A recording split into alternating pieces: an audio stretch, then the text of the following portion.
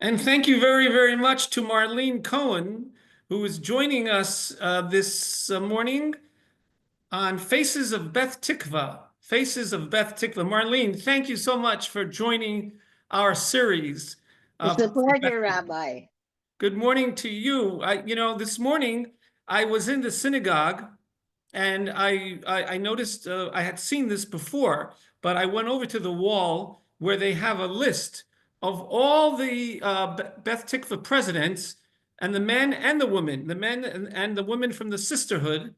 The sisterhood presidents there are plaques there for each one. And then I saw, of course, your name there. And next to it, it says 2005 to 2013. And anybody who looks at that is going to be saying, wow, Marlene, how did that happen for those wonderful years that you were devoted for the synagogue for all those years? Okay, well, first of all, on the onset, like to say that I was the 25th president. So there were many women that were devoted behind me that made it possible for me to carry on for that time because, it was quite a tight organization. We had I know I'm getting away from your question. Your Oh, question that's was, fine. That's fine. you know, it was a tight organization. And one past president would pass on to the next past president what we needed to do to continue the organization so it should be strong for the synagogue. Yes. And we did fundraising, and each president said to the next one, you have to we have term deposits and we have to keep them for the synagogue. It was like a mandate. And I think that kept us going to keep it, to keep it on. Money talks. And I was I just felt I just felt we needed to continue as long as we could. And the other thing about our organization, which is very important to talk about, is that for almost 50 years, we had the same chaplain who helped us to continue and to carry on our mandate. And that chaplain, of course, is Rebbitzin Charlotte Zeitz. Yes. Yes. And she was consistent. She would go to all the meetings, all the board meetings. She was always there for us. And I Yes. think that was an important point for this organization to really continue for as long as it did. Yes. Yes. Yes. Now, for the 8 years that you were president, did you see your role as occupying you in a almost like a daily basis, or I mean it must have been taking up quite a bit of your time. Actually, Rabbi, the for 2 years, for the first 2 years that I was the president, we ran it as the way it always ran. We have a fantastic board, fantastic volunteers all through those years, and we had board meetings. We set up programs, and we had we had fundraisers. And we had programs almost every 2 months. So Absolutely. it was yeah, it was a very active organization. And after 2 years, when my first, the real term was up, I said, look, I'll continue it, but we're going to have a skeleton crew. We're going to do it. By that time, we had, emails and texts, and it was easier. So we didn't have formal meetings. We didn't have meetings every month or 2 months. And we stuck with a couple of fundraisers that really we felt were important and were lucrative. So we Yes. had bingo. Bingo was always a favorite, and you could see that even while you've been here, we've had bingo, and that continued even if it wasn't sisterhood because it's a lot of fun, and it can make some money for Yes. for a cause. So we stuck with Well, bingo. yes. Yes. And Very. then we stuck with calendar, the jumbo calendar, that is still in existence thanks to Paradise Kosher, printing it. And, it was a good idea and people really like it even to this day. And it does make a little money. So that's a good thing too. And it has important information for our Jewish life. Very, So, very true. Very, very yeah, true. And Ellie was okay the fact that you were doing it over these years? he got a little tired of it.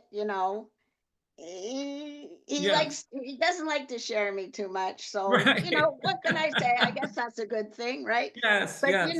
I guess he wanted me to have more free time. Like you say, what you said, you said it might be every day I would do something. No, it wasn't every day. I was well Okay. organized by that time, and I had, because of the computer, I had programs. I was able to access information easily. And you know what? I really enjoyed the connections with people, and and it was a pleasure. It wasn't a Yes, burden for me yes, at that point. I just did what I wanted to do. And I just wanted yes, to also mention that we had the gift shop. So that was an ongoing thing. We yes, had a lot of Judaica items there. We sold parchments and all kinds of Judaica yes, things important for observing our customs and our holidays. And that was, it was yes. nice. It was a I nice. saw that I saw that plaque downstairs about the Judaica gift shop. Yes, it's still down, it's down there on the ground floor. There's a special plaque for all the people. Yes. So Marlene, looking over your background, you have a PhD in pharmacology. And so you had in addition to all the work you were doing for Beth Tikvah, you also had your own, your own life to take care of, including your pharmacology PhD, and then you also went back to get a master's in counseling from the Adler School of Psychology, and that was in. I noticed that that school is based in Chicago. How did you were you able to? Did you actually commute to Chicago, or you didn't have to do that? Basically, we commuted to Chicago only once a year, or once we had maybe one course over there. But Right. the professors, the instructors would come to Montreal. We were fortunate, and and we would do the courses with them in Montreal. Yes. Yes. So Yes. that was very good because I wasn't going to commute. Right, right. What made you pick the Adlerian school, Alfred Adler? There's so many different schools of psychology out there. There's, Freud but what made you pick Adler? That's a very good question. I felt comfortable with the teachings of Alfred Adler because, after all, number one, he was born Jewish in Vienna, and his teachings are actually shaded with our Judaic principles. Um, he did go to yeshiva in Vienna as a young boy. He never himself, I think, and not to get into it, but I don't think he was a religious person that way. I don't really know, but the teachings never went into our religion per se. Right. But they, what the teachings were based on was a, that people should have what he called social interest, a Yes. communal feeling, social connections, to have a healthy personality. Right. One needs to have social connections to get out of themselves, to connect to other people, their family, their school situation, their work situation, their self, to feel good about themselves, and their intimacy situation. And also, of course, most important is the spiritual task. Yes.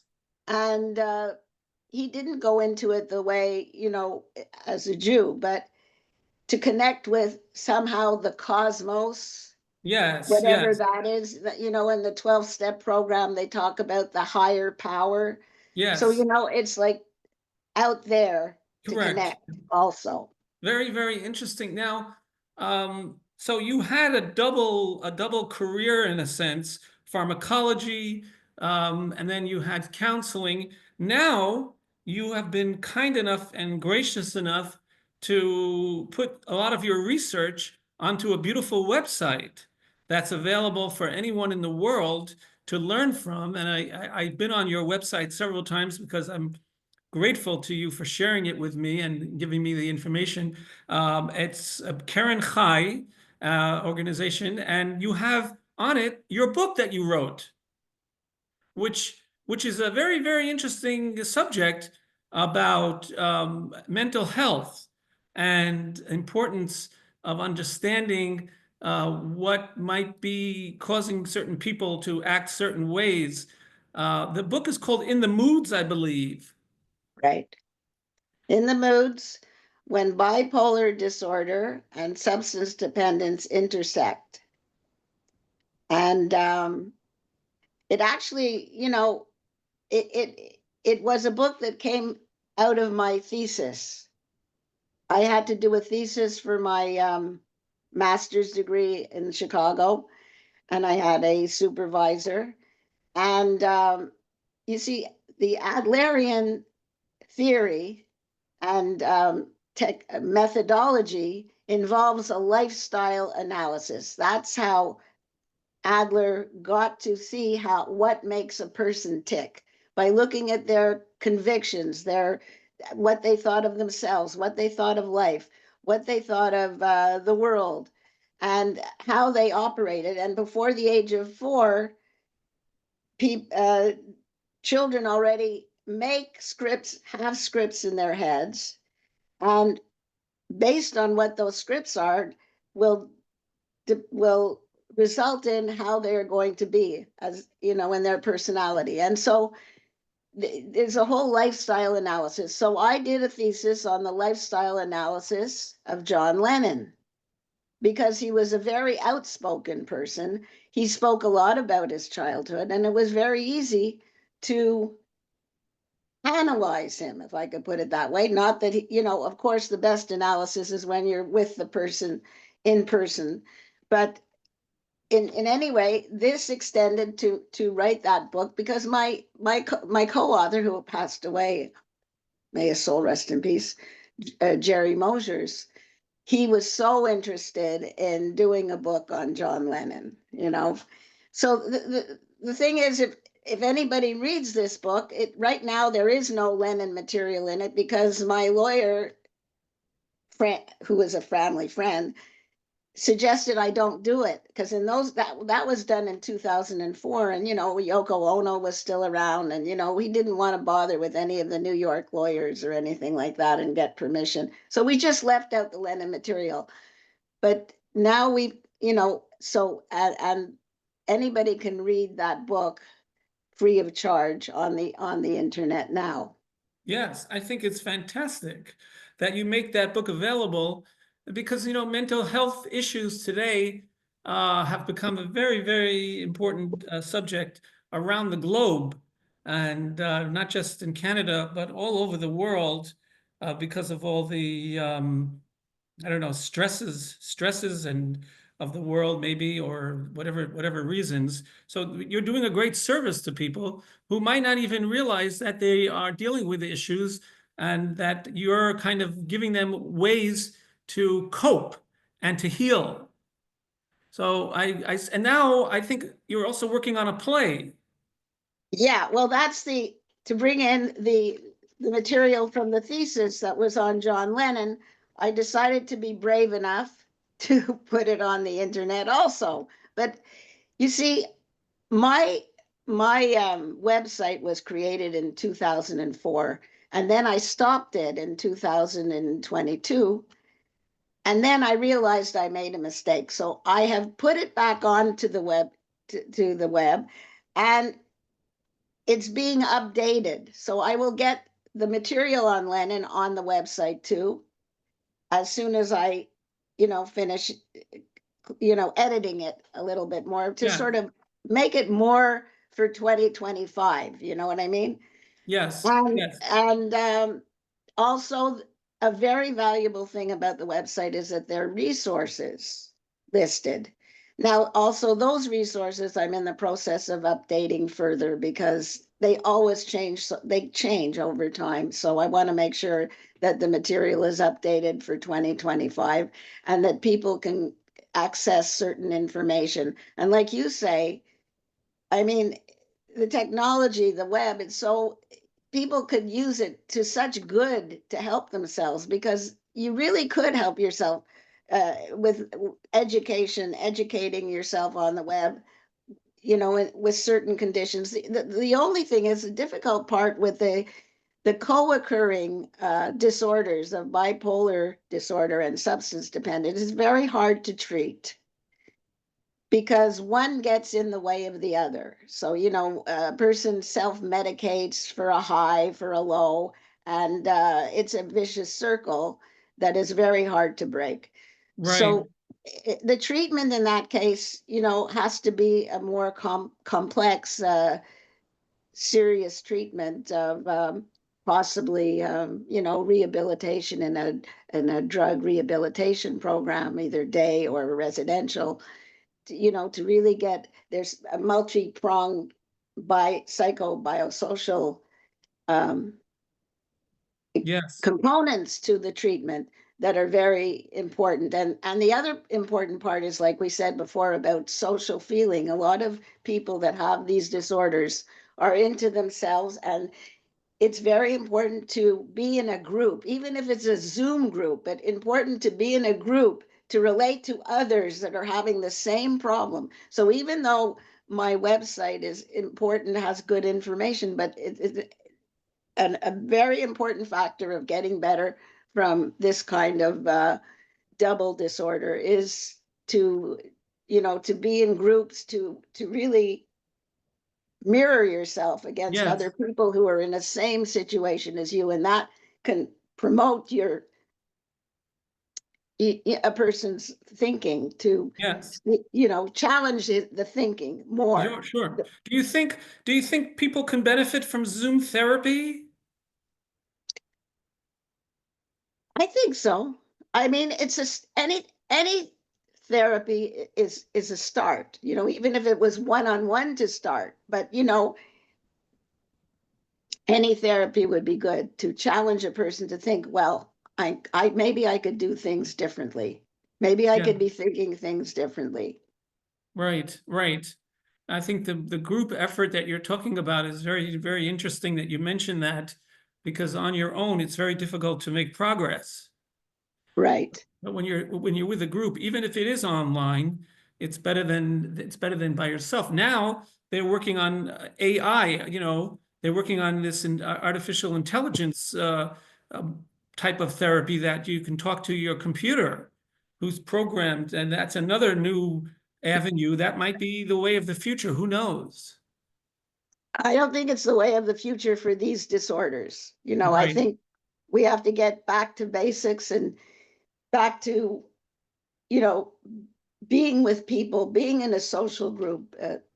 helping each other. That I don't think AI could do that right Yeah. now. Yeah, yeah, yeah, yeah. Well, I think that first of all, thank you so much for number one for all your years of dedication to Beth Tikvah, number one, and thank you number two for sharing your scientific knowledge because you have a double degree. Most people, many people don't have any degrees or any postgraduate degrees, but you have two, and you share it with the audience so that anybody in any location could learn from your experiences, especially this tricky subject of dealing with mental health, bipolar and addictions together, especially. It must pose a very, very big challenge for any therapist. So hopefully you'll continue to make your expertise available to the world.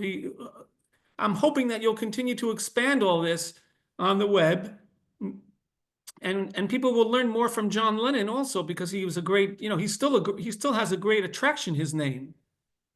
I think so. And he is a perfect example of this kind of co-occurring of these co-occurring disorders because he had both the bipolar mood swings, extreme mood swings, and extreme ways of thinking, and he he escaped by went into using a poly drug user. He didn't only use one drug, not alcohol. Just he started with alcohol, but it extended to so many different drugs. Yeah, yeah. So Well, I want to thank you because we'll probably be breaking in a moment or two, and I want to also thank Ellie, your husband Ellie, because he's always participating in our Torah classes as well as yourself.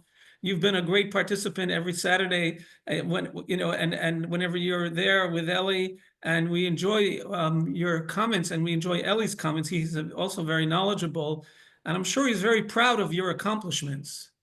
I'm sure he feels very, very proud of the fact of everything you're doing and everything you continue to do. So you're not slowing down really. you know what? I am, of course, I'm retired, and I did slow down a lot. I mean, my main focus is my family, and this is not a priority.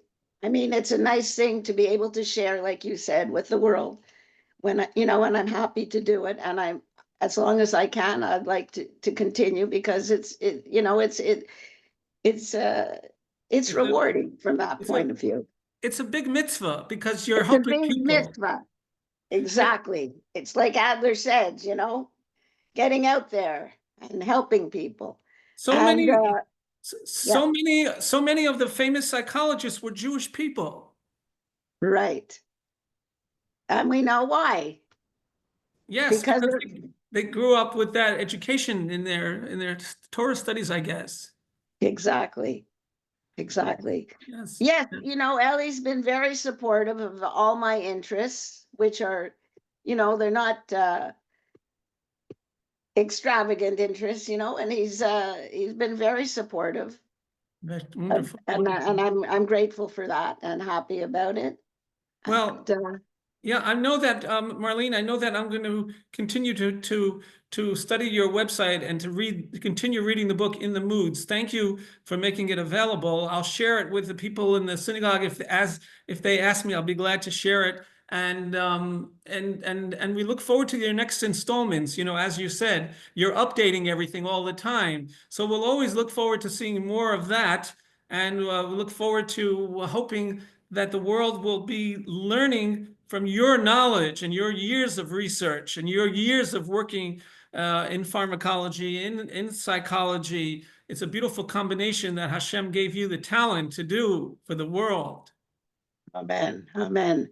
And And Rabbi, I wanted to thank you for your spirit. Ellie and I want to thank you for your spiritual leadership in these thank you. difficult times. And over the last 2 years, Thank you. we've enjoyed what you've been doing immensely. And we wish you and Wonderful. Jackie all the best in your future, and b'chatzlacha to you and all your family. Toda rava, toda rava. And I look forward to being in touch with you and hearing Okay. more about the great things. Stay online for 1 second. I'm just going to pause the recording. So hang in there for 1 second, Marlene.